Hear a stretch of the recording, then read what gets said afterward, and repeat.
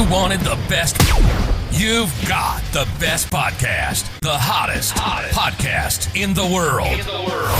The Chris Voss Show, the preeminent podcast with guests so smart you may experience serious brain bleed. The CEOs, authors, thought leaders, visionaries, and motivators. Get ready. Strap yourself in. Keep your hands, arms, and legs inside the vehicle at all times, because you're about to go on a monster education roller coaster with your brain. Now, here's your host, Chris Voss. Hey folks, this is Voss here from the ChrisVossShow.com. Ladies and gentlemen, for 16 years and 24 episodes, we bring the Chris Voss Show, the CEOs, the billionaires, the White House presidential advisors, the Pulitzer Prize winners, all the smart journalists, and the authors that bring you their stories of life, their journeys, their lessons, and help you improve the quality of your life. And if your life isn't being improved, listen to all the episodes again, man. What are you missing? Like, I learned from every guest we have on the show. New paradigms, new lessons of life, new stories. Just amazing. Because I'm sick of mine because, you know, I have to hear them all the time, my stories. So I like other people's stories. And that's what's just amazing because you can learn from them. I learned nothing from my stories because I made so many mistakes. I learned a lot. Anyway, whatever that means. Anyway, guys, go to goodreads.com/Chris Voss, LinkedIn.com/Chris Voss, Chris Voss 1, the TikTokity, Facebook.com/Chris Voss. Opinions expressed by guests on the podcast are solely their own and do not necessarily reflect the opinions of the host or the Chris Voss Show. Some guests of the show may buy advertising on the podcast, but it is not an endorsement or review of any kind. Today, we have an amazing young man on the show, and we're going to be talking about his journey in his books and all that good stuff. His third book, I believe it is, was a multi-book author. We love those. Was out July 16th, 2024. It is called God's Existence, Deeper Thoughts for Greater Insights. It seems like we should have a soundbite for that, like deeper thoughts. Anyway, I don't know. It just sounded funny in my head, but it wasn't funny out loud. So, I got Gary to laugh.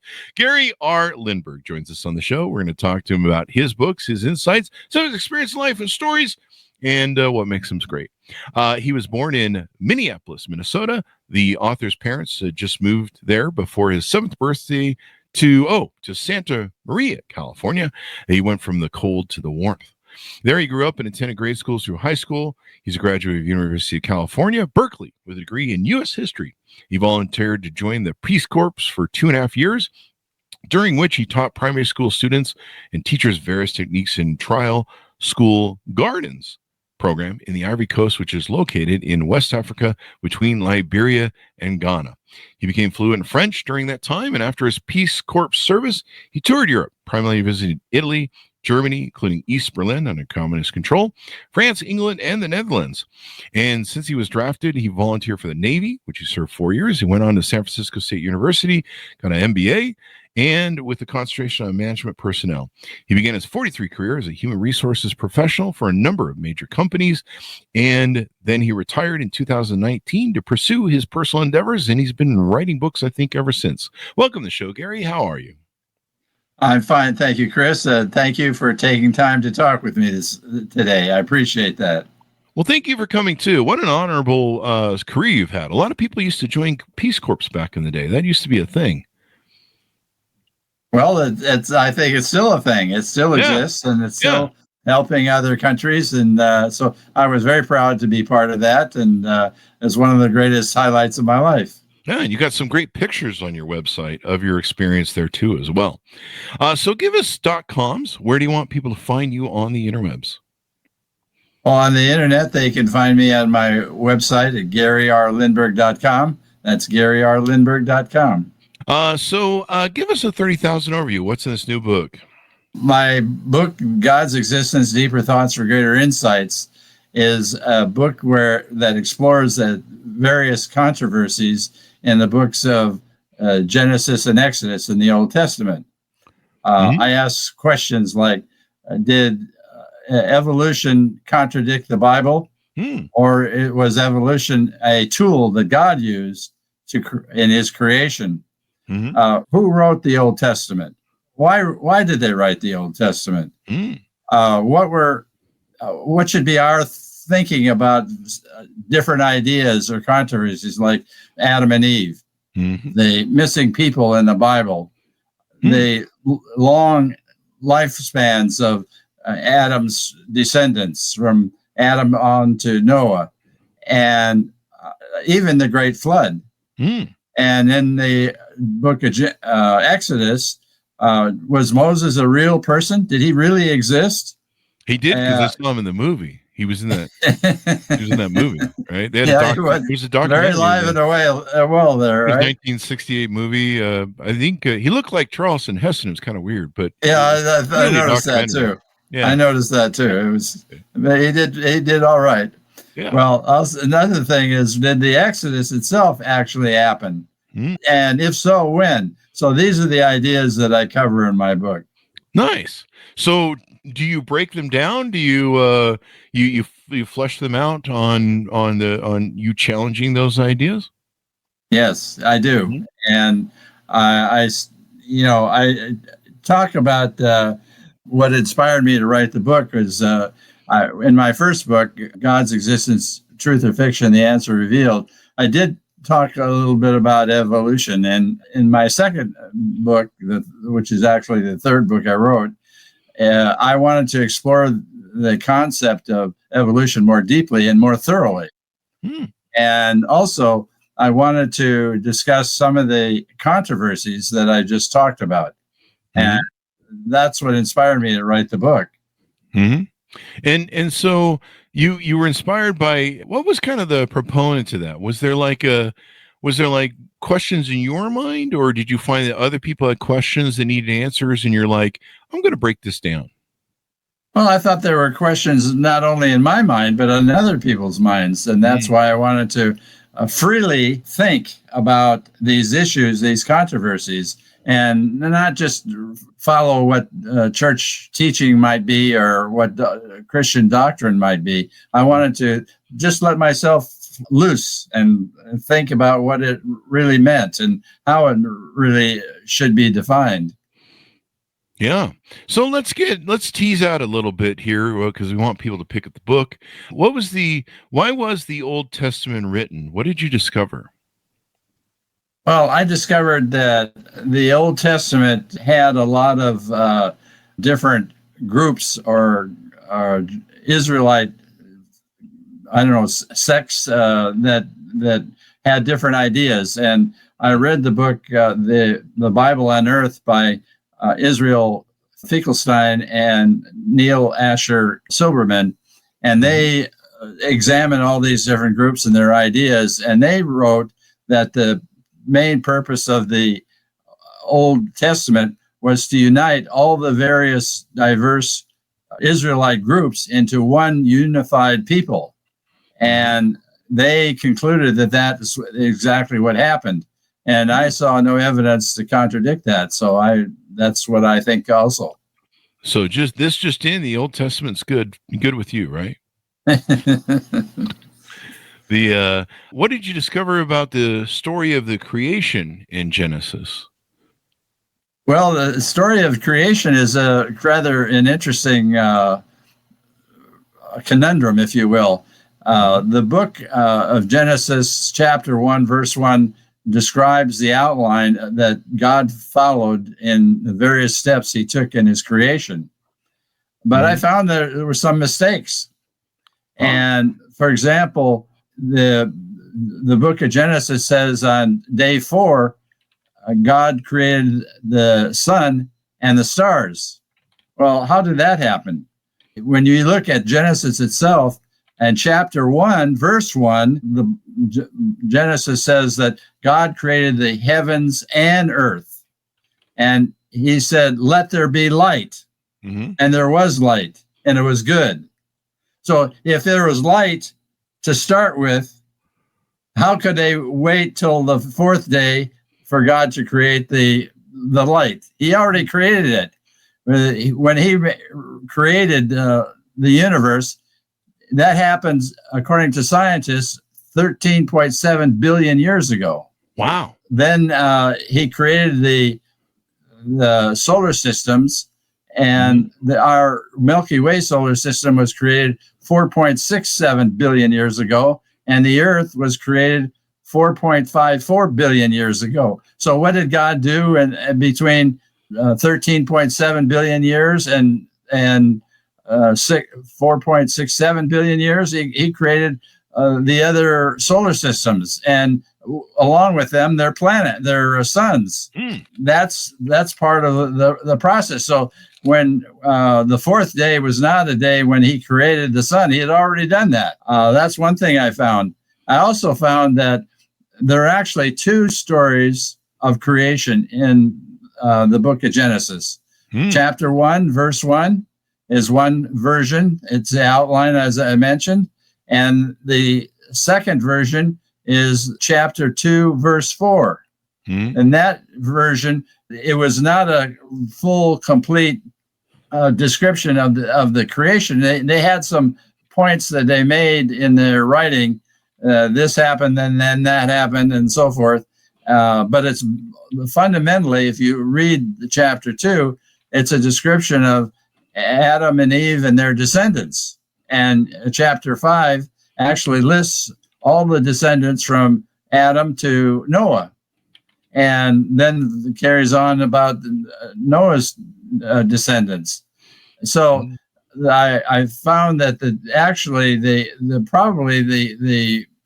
chapter 2, verse 4 was the first version in the Old Testament that was written.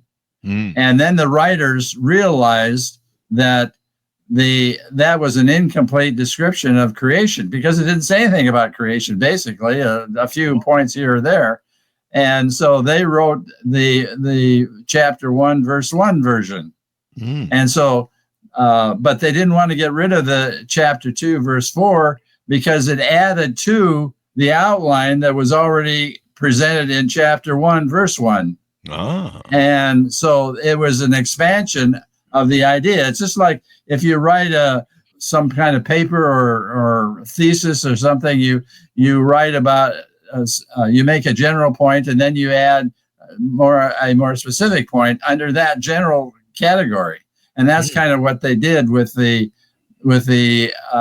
book of Genesis. And so they realized that was a more complete version, but they didn't want to get rid of the chapter 2, verse 4, because it added to the original story. What do you feel makes your book different from other books that have studied the Bible and tried to figure stuff out?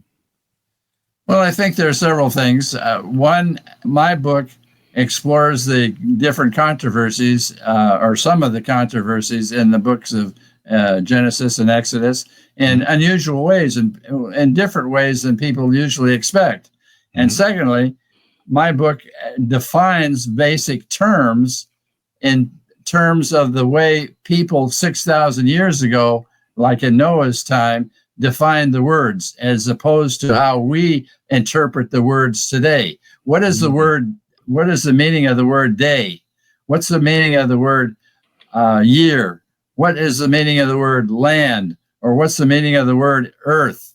Those are words that have to be defined according to the way the writers 6,000 years ago wrote it and intended it to be.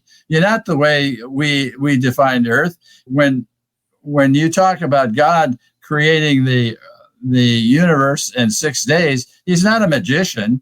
He didn't create everything and instantaneously like a magician does.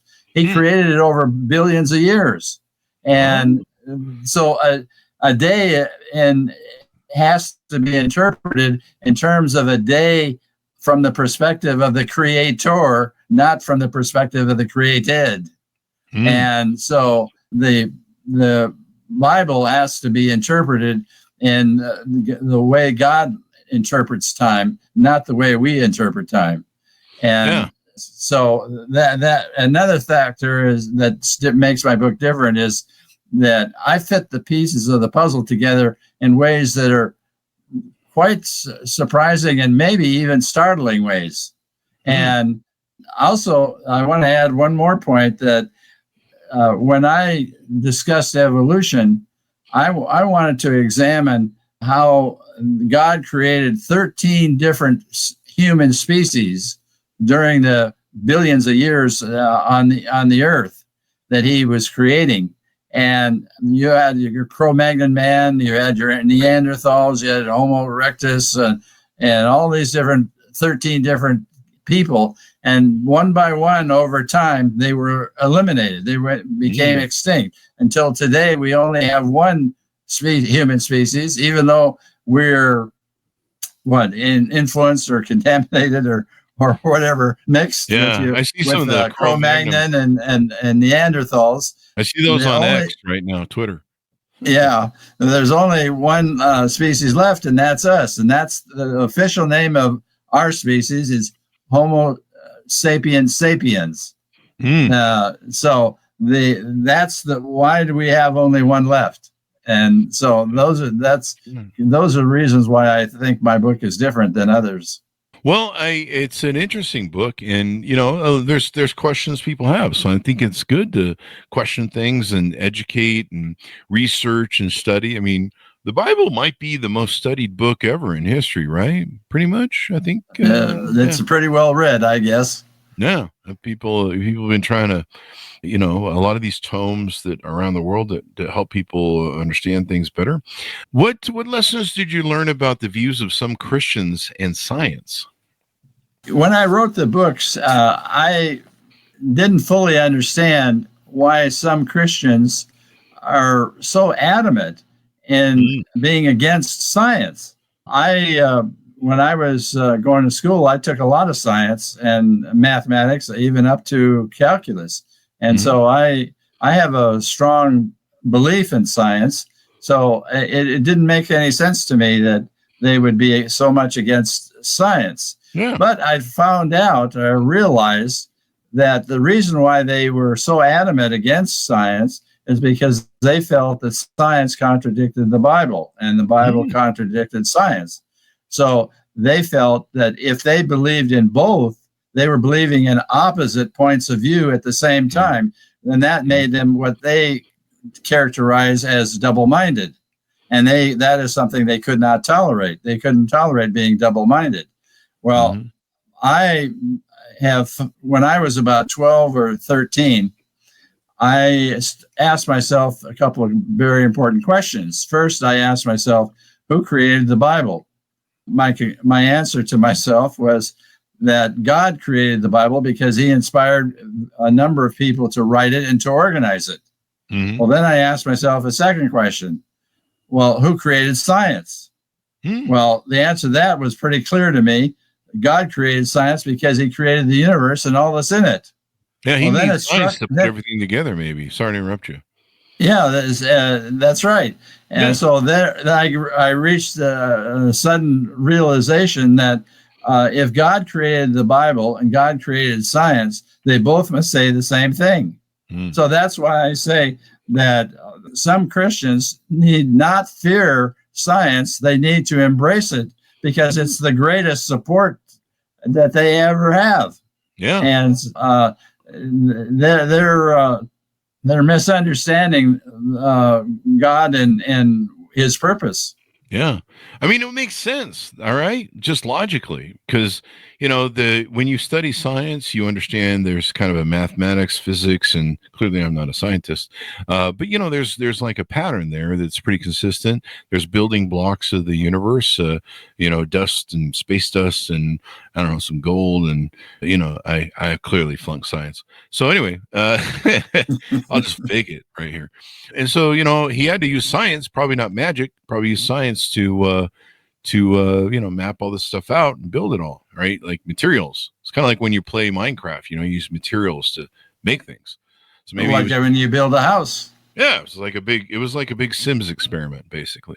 I mean, that makes sense. And then logically, you can finally square, science with the thing. One of the things you talk about in the book is, did the generations of Adam and Noah really live about 900 years? I often remember thinking about that when I was a kid, and I was like, really? And that's a lot of years. I'm 57, and I don't know that I want to live to 900. 900 years. That's my back hurts already, man. Just thinking.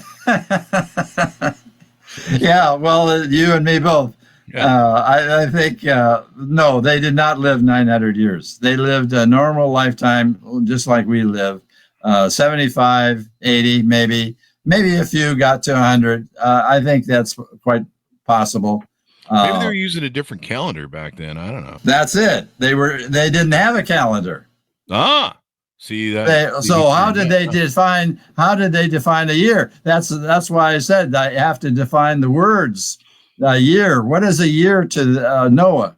If you or those people that lived at that time, I know that some people would harvest wheat several times a year. Does that mean that they counted every harvest as a new year? What about the fact that people would often say, well, this event occurred in the 5th year of the reign of Nebuchadnezzar or something like that, the king, the local king. Is that how they define a year? Did they define a year by every time there was a new month? How did they know what time they were counting? See, we first have to figure out what was their method of measurement. We don't even address that issue. Yeah. So how can we know what a year is? They lived 900 years. No, that's nonsense. And so it reminds me of some of the writers did some embellishment when they wrote the Bible, and so you have this story about the harvest and the year. People, will say that a fisherman goes out and catches a fish. Well, every time he tells a story, the fish gets bigger and bigger and bigger. Then by the time he's finished telling the story, it's so big you can't handle it anymore. Yeah. So. Yeah. That's kind of maybe there was some of that went into the Bible. I know it went through some iterations of whatever, and all that stuff. So, let's see. The other question I had for you: what is your take on the Great Flood? I often wonder if that was just like a local thing. Maybe they, exactly. The world was like the Bronx or something. Exactly, that's what it was. Yeah. The Great Flood did occur. But it was a local flood, as you said. That's what it was. Because flooding the whole earth is that takes a lot of work, man. Yeah, that's what I'm talking about. They in the Bible it says they covered the whole earth. They did not cover the pyramids of Egypt. We know that from science. Yeah, wow, and they did not cover North America or South America. They did not cover India or China or Australia or Russia.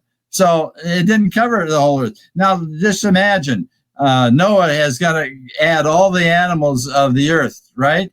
So he travels to North America to get a buffalo, and then he goes to Australia to get a kangaroo. Did he do that? Of course he didn't do that.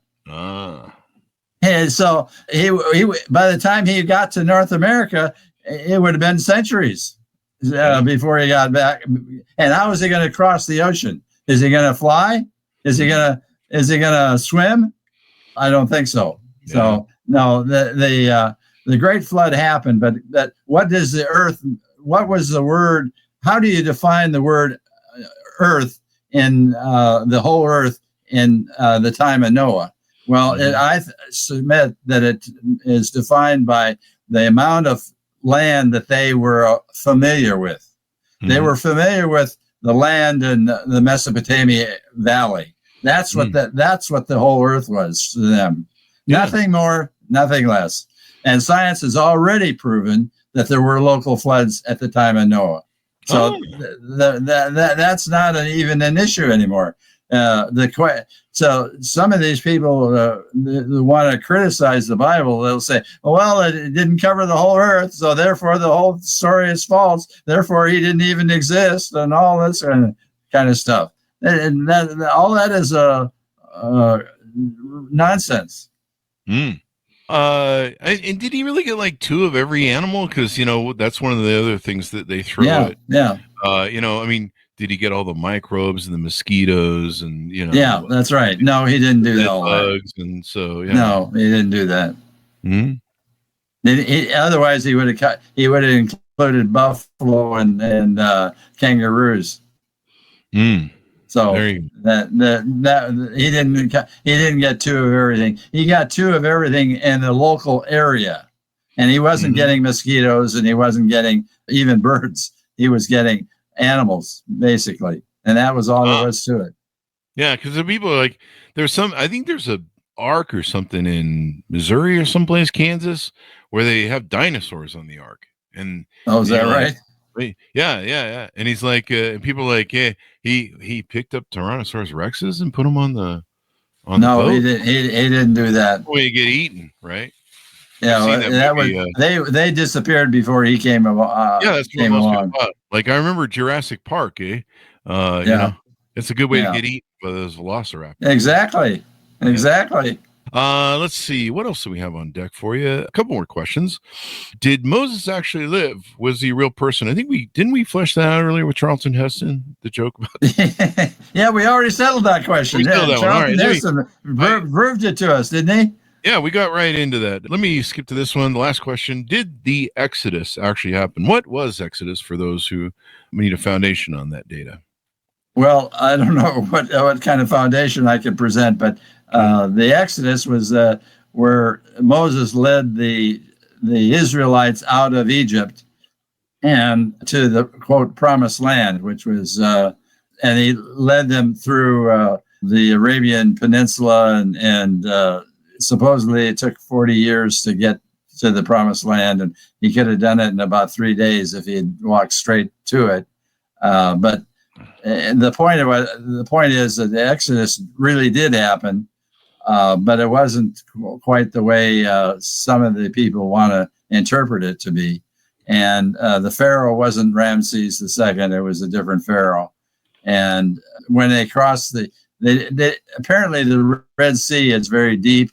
And so it probably wasn't the Red Sea. It was probably the Reed Sea and EED instead of that. And the whole concept of the Exodus was that, according to the Bible, there were 600,000 people who Moses led out of Egypt to the promised land.